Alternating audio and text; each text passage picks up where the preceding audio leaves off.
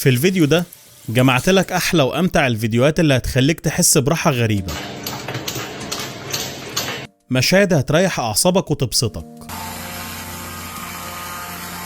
كأنك بتشوف السحر بعينه. لو كنت محتاج شوية استرخاء أو شوية متعة خفيفة، فأنا ضامن إن الفيديو ده هيبقى المفضل بالنسبة لك. يلا بينا.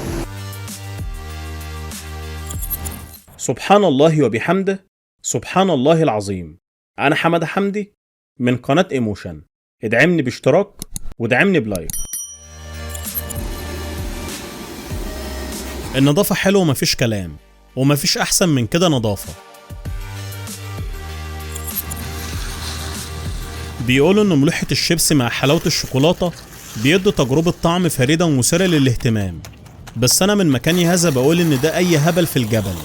أحب أعرف رأيك في التعليقات. مفيش حاجة أحلى من صوت الشوكولاتة البيضة بالليمون وهي نازلة بالشكل ده.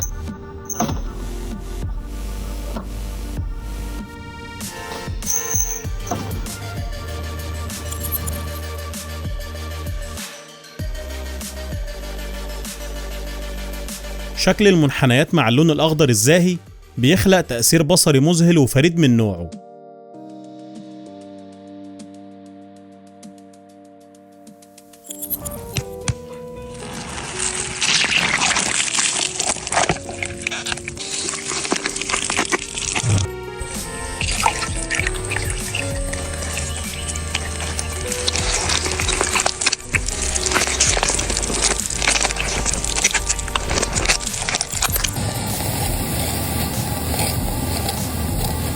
دي تقنية يابانية فريدة بتستخدم في صناعة السيراميك، وبتعتمد على التسخين لدرجات عالية، وبعد كده بتتم عملية التبريد المفاجئ.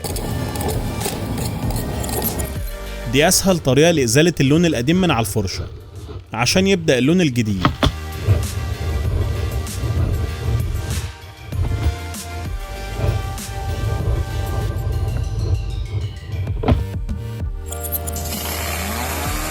رشاش المية بيتحول لإعصار صغير عشان ينظف أي سطح مهما كان.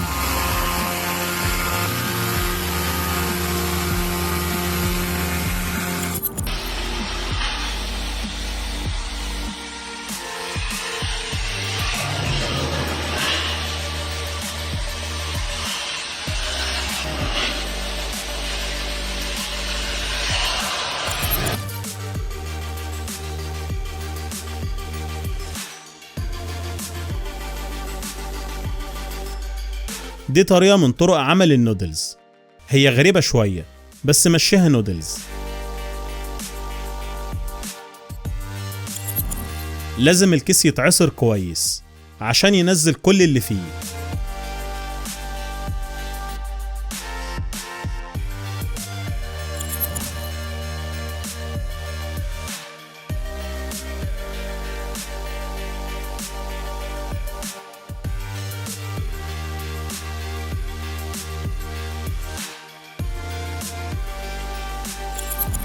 اللوحات دي بتتعمل بالطين ومش مجرد منتجات مصنوعة يدويا والسلام، لكنها أعمال فنية من الطراز الأول.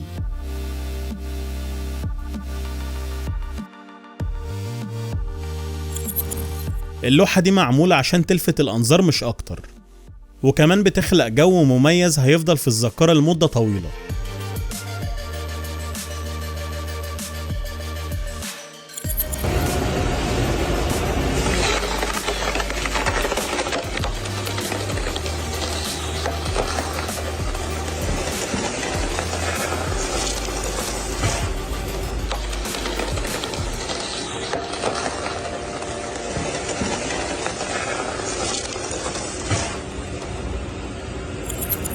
لو بتفكر في البيتزا فالآلة دي عبقرية، بتوزع الصوص والجبنة والفلفل الرومي بالتساوي وبدقة متناهية عشان تطلع بيتزا مثالية زي اللي بتشوفها في الصور.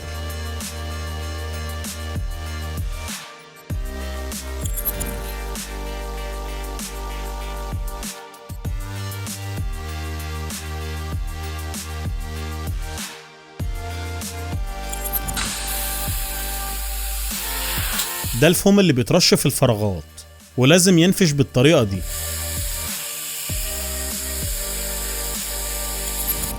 طول عمري كنت بشوف ان المفرش ده ملوش اي فايدة، اهو طلع ليه فايدة اهو.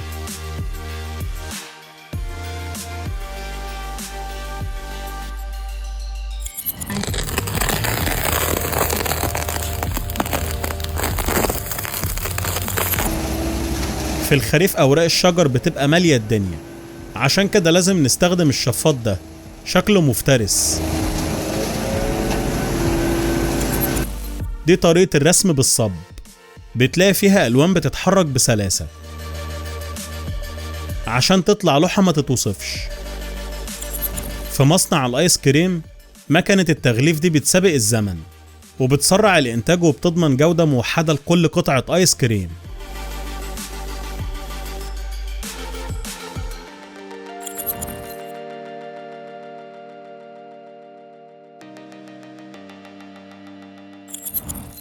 طريقة التقطيع دي أقل حاجة تتقال عليها إنها مريحة نفسيا.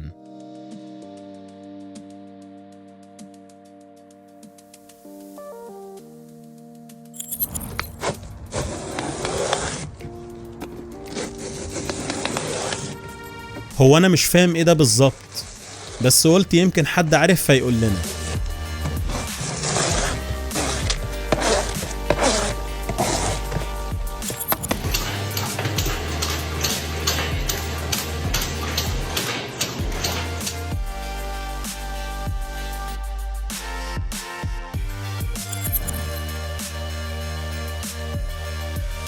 الناس دول في حتة تانية خالص، حتى التلتوار معمول له مغسلة مخصوص. لو عندك توتر وإجهاد في عينك فالاختراع ده كفيل إنه يرجع الاسترخاء لعينك بمجرد الفرجة عليه.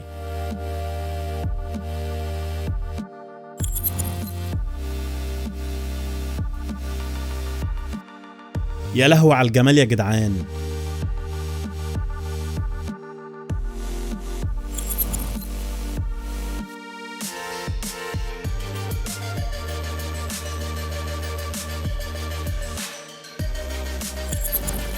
الجهاز ده بيشتغل بنظام الشفط الذاتي ويعتبر جهاز مثالي لعملية تنظيف الخزانات العميقة.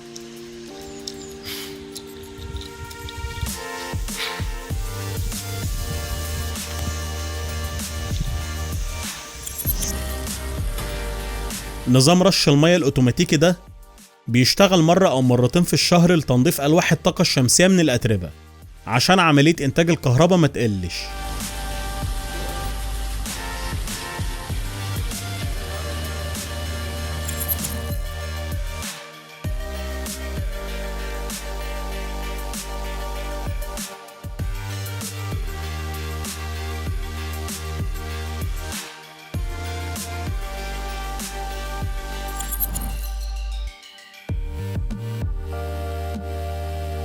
عجل مكنة التلج دي شبه مسمار البورمة، وبسبب التصميم ده هتلاقيها ماشية في التلج زي السكينة في الحلاوة.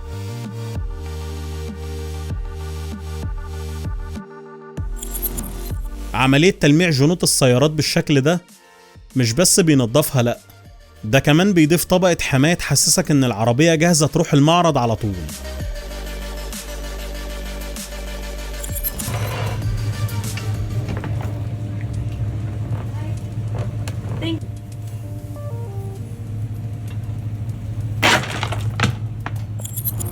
بالطريقة دي هنوفر فلوس ومجهود كبير جدا.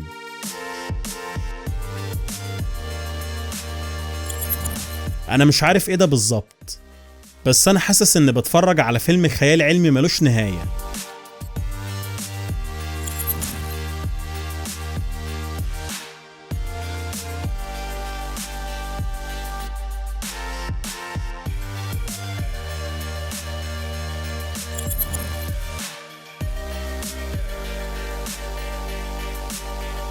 انتوا بتأكلوهم ولا بتردموهم؟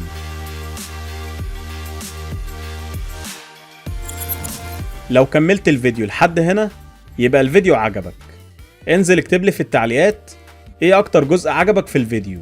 ما تنساش الاشتراك في القناة، وكمان ما تنساش اللايك، واوعى تنسى اهم حاجة، انك تدعي لاخواتنا في فلسطين. اشوفكم الفيديو الجاي ان شاء الله. رب الخير لا يأتي الا بالخير. سلام.